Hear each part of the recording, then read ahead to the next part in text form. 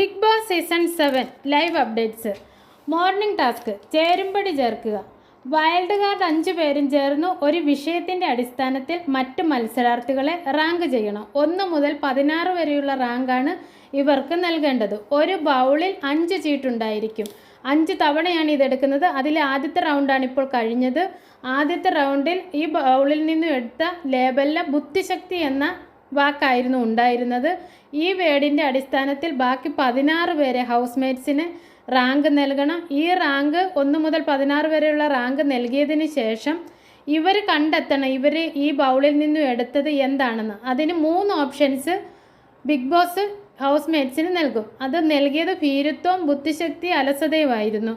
അതിൽ നിന്നും തിരഞ്ഞെടുത്തത് ഹൗസ്മേറ്റ്സ് ബുദ്ധിപൂർവ്വം തന്നെ ബുദ്ധിശക്തി എന്ന ലേബൽ തന്നെ തിരഞ്ഞെടുത്തു.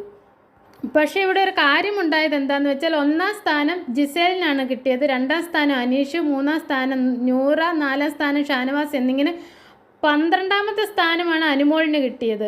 ആ 12-ാമത്തെ സ്ഥാനം ബുദ്ധിശക്തിയിൽ അനുമോൾക്ക് 12-ാമത്തെ സ്ഥാനം കിട്ടിയപ്പോൾ തന്നെ അനുമോൾ ആകെ ഡൗണായി.